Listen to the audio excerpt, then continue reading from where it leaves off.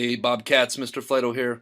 Welcome back to what will surely be another great week at the Helena Middle School. I hope you've enjoyed the last couple weeks hearing some of my academic tips, hearing from some of your teachers about how to academically be Bob.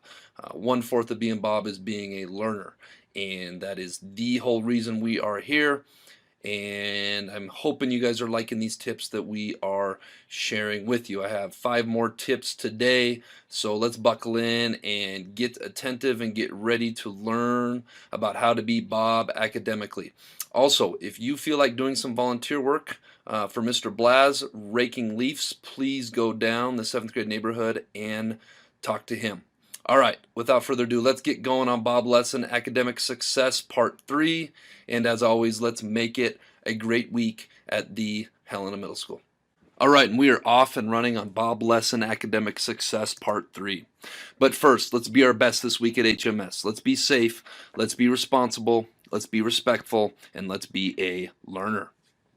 All right, we are on to tip number 6, which deals with homework. Here at HMS, we have advisor time, which is a wonderful thing, but we got to be strategic and smart about how we use our advisor time. Use advisor time to get questions answered if you have questions from teachers. Use advisor time to get clarification from teachers on your homework if you don't fully understand it or you need additional help on it. We have a lot of homework in 2016 that requires the internet or requires computers. If you don't have the internet or computers at home, make sure you're using advisor time to use one of the hundreds of Chromebooks we have here at HMS or other technology during your advisor time. Finally, use that same Chromebook to look at your PowerSchool, see if you have missing assignments. And you get a missing assignments sheet every single week. Let's make sure we're getting that taken care of. If you get all your homework caught up, and you don't have any missing assignments, go look on PowerSchool and see if you need to get corrections or makeup work done on something. Finally, with homework at home, find a comfortable spot that works for you. Some students need complete silence. I'm one of those people. If I have background stuff going on, I get distracted way too easy. Other students like background noise or a white noise, a TV, television, radio, music going on. Figure out what works for you. Some students like to do their homework later at night after they've went to ball practice and taken a shower and had their dinner. Some students need to do it right after school because if you're like me, as the night goes on, you get more and more tired and you want to wind down for the day.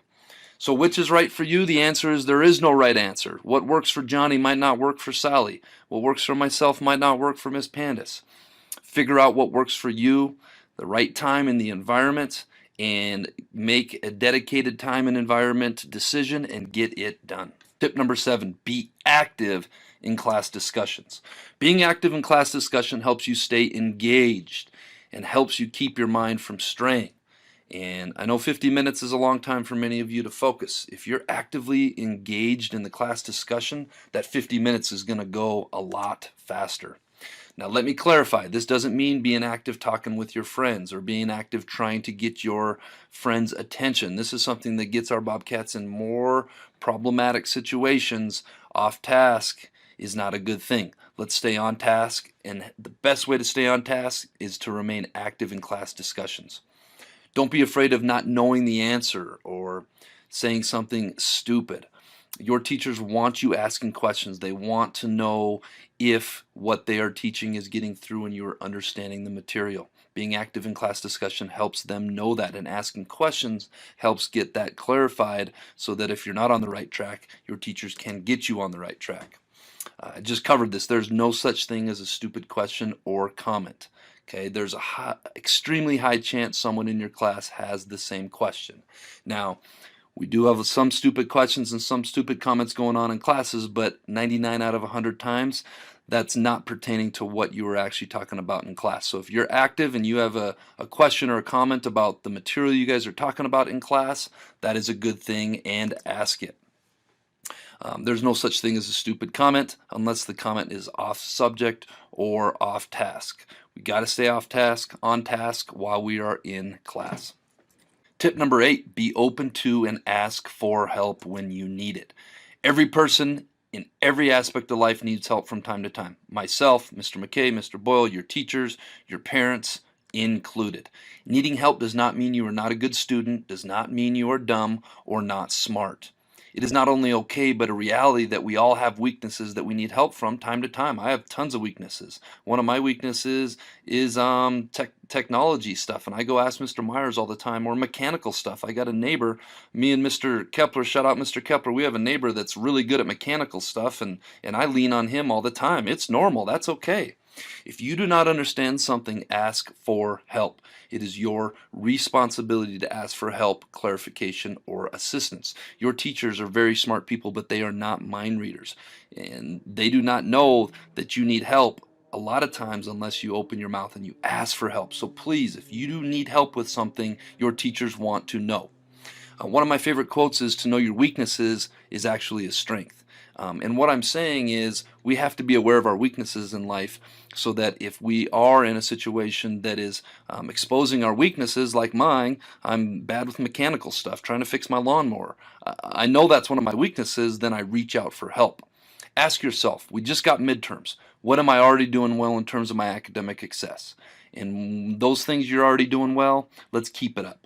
What are my weaknesses that I need to improve upon to achieve my academic goals? Let's make a plan to improve. If you're looking at your grades and your midterms came out and they're not looking so hot, come down, talk to myself, Miss Pandis, talk to your parents, talk to your teachers, make a plan to improve. Tip number 9, be responsible. As part of our Bob Universals is being responsible and show personal accountability. Newsflash, 6th graders, you are no longer in elementary school. You are now a middle schooler, and it is no longer your parents or your guardians or your grandparents or your teacher's job to hold your hand and make sure you are learning and getting all of your work turned in.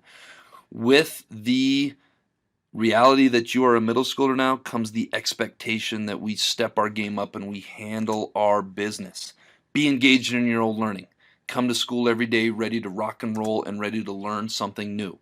If you miss school, the work that you missed is your responsibility to get caught up. I cannot believe how many kids I come across that they miss school and they think that, oh, whatever we did, it just vanishes into thin air and I don't have to do it. It doesn't vanish into thin air. It is still your responsibility, and that's part of that piece of using advisor time responsibly and going and figuring out what you missed. And this is the one thing that gets students behind: missing school and not getting their work caught up. I talked about this in the earlier lesson. If you don't have technology at home, use your advisor time and school resources like the Chromebooks strategically and efficiently. If we don't have technology at home, we got to really make use of coming in before school, staying after school if you can. You can stay in at lunch. Come talk to myself, Miss Panis. We'll get you in the net room at lunch to get extra time in with Chromebooks or that advisor time. Monitor your own progress on PowerSchool. If you need your PowerSchool login, you can come see myself or Miss Pandis and we can get that information to you. Long story short, folks, your school is your responsibility. Own it. Take ownership over your own learning. My final tip is tip number 10, be attentive. When you step in the classroom, you should place the entirety of your attention and focus on when or what's important now. Recess and lunch isn't important when you're in class. Issues with friends isn't important. We got to block that out and put that to the side. Upcoming sports practice or music practice or art practice is not important. Upcoming game event isn't important. Being attentive to class material and your teacher is important. Okay, let's give this a try. This will be fun. Count how many times the players wearing white pass the ball.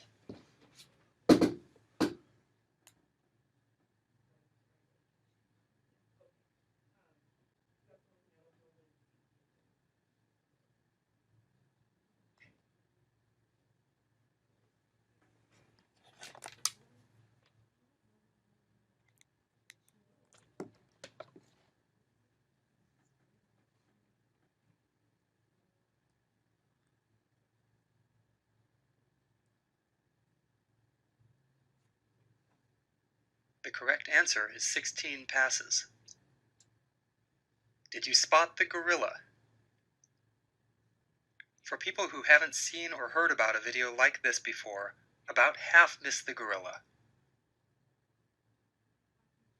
If you knew about the gorilla, you probably saw it. But did you notice the curtain changing color or the player on the black team leaving the game? Let's rewind and watch it again.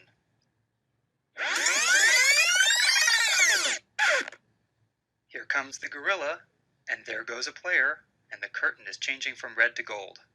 All right, let's continue on that. That's one of my favorite videos. So let's talk about what gorillas in the classroom look like and why are gorillas in the classroom so disruptive.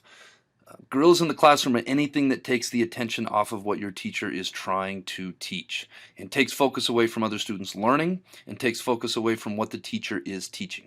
And what are gorillas in the classroom? What do they look like? Students talking out of turn, students making inappropriate or irritating sounds and noises, students taking other students' attention off of learning. So we've got to be laser light focused and attentive in the classroom, and please do not be a gorilla in the classroom. It hurts your teacher's ability to teach. It takes away from your peers' learning, and it takes away from your learning. All right, this week's quote of the week is, successful people find a way, unsuccessful people find an excuse.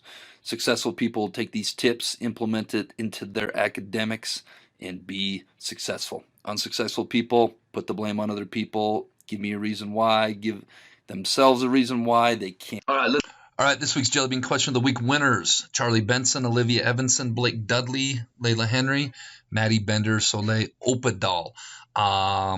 What letter do you add to 8 to make it something way more? It would be the letter W, weight. And as a reminder, or to some of you 6th graders, I just take the first 6 correct answers. So lots of answers this week. This must have been an easy one. Let's see if I can get on to a harder one. This week's Jelly Bean Question of the Week: what is the first number that when spelled out has its letters in alphabetical order? If you think you know, submit your answer to the Bob box. Get it turned in with your name legible by the end of the week. Tune in next week to see if you're a winner. All right, Bobcats, let's make it a great week at the Helena Middle School.